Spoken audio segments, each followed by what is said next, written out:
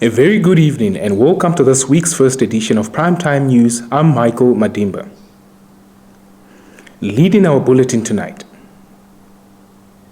the memorial service of the late former City of Windhoek Mayor Matthew Shikongo was held in the capital today.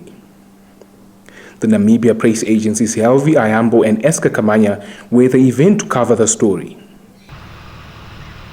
Former Shikongo was a trailblazer and a pioneer who lived a meaningful life and has left behind an admirable legacy. Therefore, we pay homage to a son of the soil whose lifetime exploits opened the doors of success for a large number of his compatriots. The Ministry of Education, Arts and Culture has implored school principals and teachers to redouble their efforts in ensuring that learners wear masks properly and engage in frequent hand washing and sanitizing. According to a media statement issued today, an investigation into the transmission of COVID-19 in schools revealed that schools still face challenges in consistently implementing COVID-19 infection prevention and control (IPC) measures. This is despite school authorities' efforts in ensuring COVID-19 IPC measures are in place and learners being aware of what is expected of them. Furthermore, the study revealed that cases in schools are a result of community transmission and that schools are not super spreading sites. Hence, further consultation needs to be undertaken before total learner attendance is permissible. And now, a look at the Weekend Crime Report. A 35-year-old woman identified as Elsie Gavises succumbed to injuries after the vehicle she was traveling in allegedly overturned on the B2 road between Usakos and Karibib on Sunday. According to a report issued by the Namibian Police Force today, the 29-year-old male driver of the vehicle, a white Toyota double cab, was allegedly traveling from Ondangwa to Swakopmund and about 3 kilometers before Usakos lost control of the vehicle. The report stated the vehicle veered off the road and overturned, and a 66-year-old Namibian male and 26-year-old Namibian female sustained serious injuries. The deceased body has been taken to Usakos State Hospital for further handling and a post-mortem. A 5-year-old boy sustained serious injuries after he was allegedly run over by a car at Aroab in the Karas region on Friday. The Namibian Police Force report issued on Sunday said the boy was allegedly bound by a Toyota Land Cruiser after he ran into the road. The incident happened around 1600 hours on Friday at the Southern Village. The victim sustained serious injuries over his body and was transferred to the Keetmanshoop State Hospital for medical treatment. His condition is stable, said the report. A 59-year-old man died after he was shot with a pistol during a fight at Farm 6 in the Oshokoto region on Saturday. A weekend crime report issued by the Namibian Police Force on Sunday said the incident occurred at around 42 minutes past 3 in the afternoon when a fight allegedly erupted between the deceased and the 37-year-old suspect, during which the suspect shot the deceased once in the stomach. The deceased has been identified as Hawombo Herman, and his next of kin have been informed of his death. Our heartfelt condolences to the bereaved family. Looking at news from other parts of the globe. The World Health Organization chief today called for a huge global effort to ensure that 10% of the population in every country is vaccinated against COVID-19 by September. World Health Organization Director General Tedros Adhanom Ghebreyesus called for a massive push to vaccinate at least 10% of the population of every country by September in a speech at the opening of the UN Health Agency's main annual assembly. Your top roundup is up next.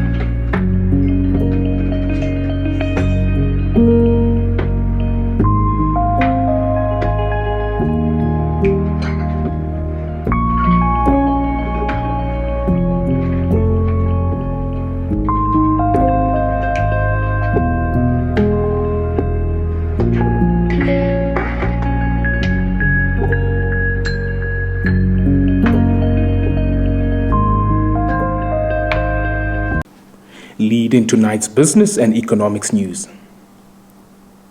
South African maize farmers are expected to have a 7% more of the staple crop during the 2020-2021 season compared with the previous season, as yields are boosted by favorable weather, a Reuters survey showed today.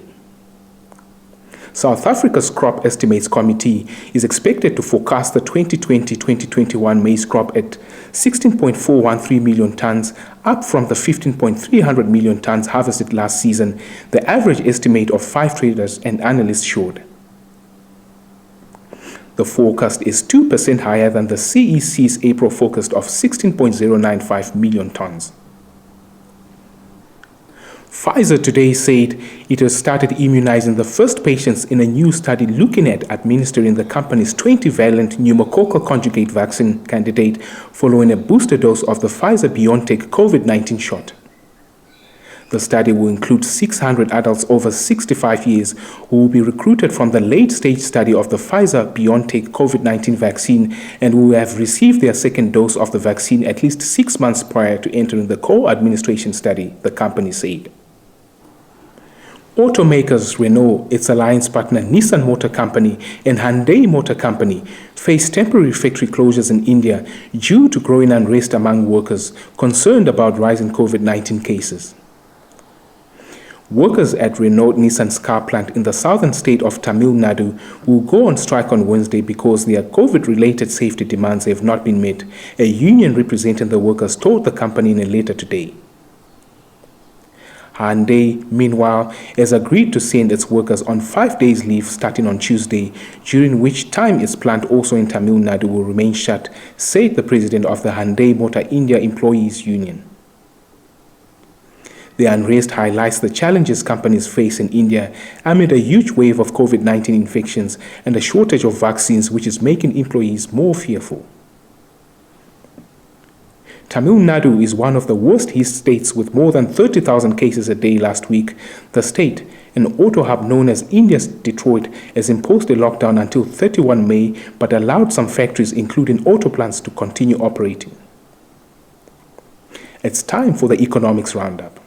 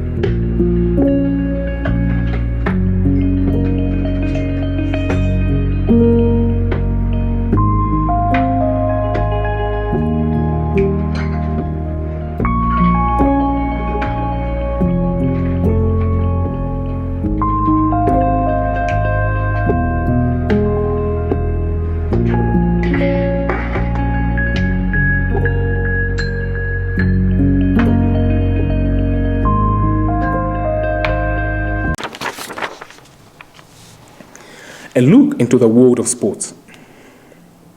The just ended 3x3 high-performance camp held by the Namibia Wheelchair Basketball Federation was hailed as a success by the athletes who participated in it.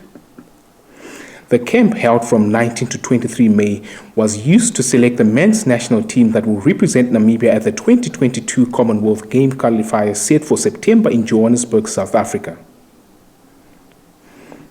One of the participants, Mitch DeVault, said, "For the first time in the history of wheelchair basketball, we will have a team that will travel outside the country to compete in a major championship," adding that the skills and knowledge gained at the event will be used to qualify for the 2022 Commonwealth Games. He said having athletes go through different types of training and aspects of the game is a good way of creating awareness, as well as letting the public know that people with disability can also live productive lives. Max Verstappen took the lead in the Formula One World Championship after cruising to a convincing win in Sunday's Monaco Grand Prix, with original pole-sitter Charles Leclerc unable to take the start and title rival Lewis Hamilton finishing a below-par 7th. Leclerc had taken pole position for his home Grand Prix on Saturday in somewhat controversial circumstances after crashing his Ferrari at the swimming pool section on his final qualifying run to bring out the yellow flags and prevent others from beating his time. With Leclerc having clouted the barriers and damaged his car, there were suggestions that the Monegasque may have required a gearbox change, which would incur a grid penalty, though Ferrari denied that this would be the case. Verstappen's title rival Hamilton struggled all weekend, having lined up only 7th on the grid after a scrappy qualifying session. The Mercedes driver frequently took to team radio to bemoan his lowly status in Sunday's race, and a bonus point for fastest lap will be scant consolation for the Brit losing his championship lead.